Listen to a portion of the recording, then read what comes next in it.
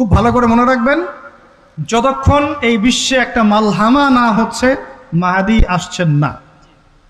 কথা ক্লিয়ার? এই বিশ্বে যতক্ষণ একটা মালহামা না হচ্ছে মাহাদি আসছেন না। তিনি আসবেন ফাতিমা রাদিয়াল্লাহু আনহার বংশ থেকে। কার বংশ? তার আসল নাম মুহাম্মদ। কি নাম? তার নাক উঁচু, নাক একদম উঁচু খাড়া, কপাল চওড়া, চেহারার গড়নটা আমাদের নবী সাল্লাল্লাহু আলাইহি ওয়াসাল্লামের। তার বাবার নাম হবে আব্দুল্লাহ, তার মায়ের নাম হবে আমিনা। তিনি দায়িত্ব নিতে চাইবেন না, তিনি দায়িত্ব নিতে চাইবেন না। তিনি দায়িত্ব না নেওয়ার জন্যে মদিনা থেকে পালিয়ে মক্কায় চলে আসবেন। ভয়ে আমাকে দায়িত্ব দিও না, এই ভয়ে। ও তিনি আরবি ভাষায় কথা বলবেন, বাংলা ভাষায় না। এখনকার মাহাদিরা পাঞ্জাবি ভাষায়, বাংলা ভাষায় কথা বলে, ঠিক আছে? এবং এই কাবা ঘর যেটা আমরা তাওয়াফ করি, এখানে যে হাজারে আসওয়াদ আছে না, আর এই যে হাজারে আসওয়াদ আর মাকাম ইব্রাহিম, এই দুটো জায়গার মাঝামাঝি মানুষ তাকে চিনে ফেলবে, এই তো মাহদি। তার হাতে মানুষ বয়াত নিবে ৩১৩ জন। কতজন?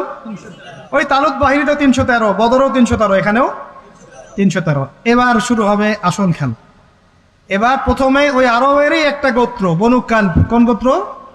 এই বনু কালব এই ইমাম মাহাদির বিরুদ্ধে যুদ্ধ করবে, আর মাহাদি এই যুদ্ধে জয়লাভ করবেন ইনশাআল্লাহ। তারপরে সিরিয়া, শাম থেকে, শাম মানে শুধু সিরিয়াই না, ওই পুরো অঞ্চলটাই শাম, ওখান থেকে একটা দল আসবে এই মাহাদির সাথে যুদ্ধ করার জন্যে। আল্লাহ পাক তাদেরকে মক্কা মদিনার মাঝখানে বাইদা নামক জায়গায় ধসিয়ে দেবে। কোন জায়গা? বাইদা। এটাই সেই চিহ্ন যেটা প্রমাণ করবে যে এই ব্যক্তি মাহদি। কথা বুঝতে পারছি? এরপরে মুসলমানদের আর কোনো পতন নাই, আর পিছনে ফিরে তাকানোর কোনো সুযোগ নাই। মুসলমানরা আর মাথা নিচু করবে না ইনশাল্লাহ কোনো দিনের জন্য। তারপর চলতে থাকবে খালি ইসলামের বিজয় আর বিজয় আর বিজয় আর বিজয়।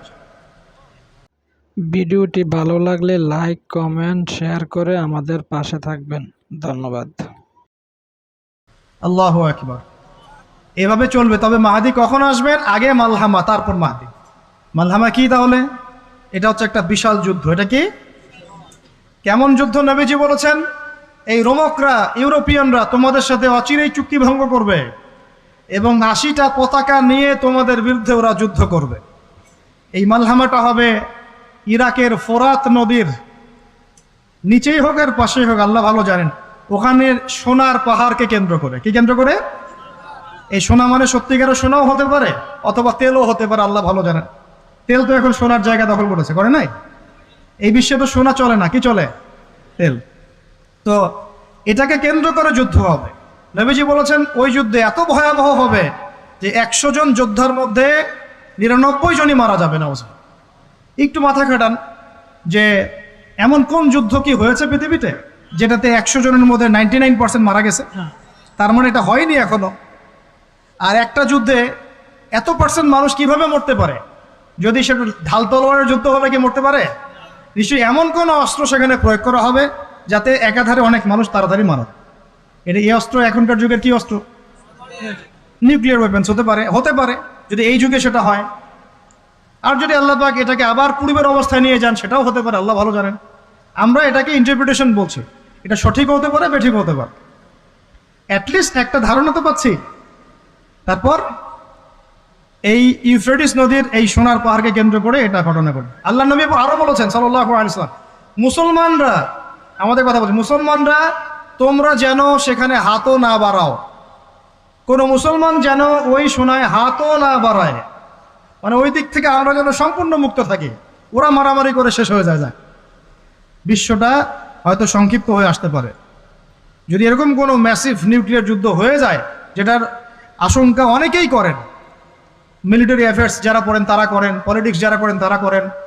এবং এই জায়নিস্টরা চাচ্ছে, এই জায়নিস্টরা খুব করে চাচ্ছে বিশ্বে এমন একটা যুদ্ধ লাগুক।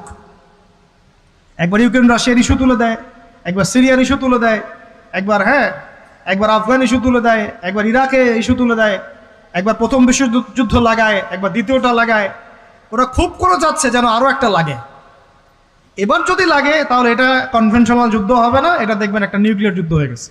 সেটা হয়ে গেলে ওয়ার্ল্ডের আয়তন আর এমন থাকবে কিনা আল্লাহ ভালো জানে। এগুলো ভাবতে হবে।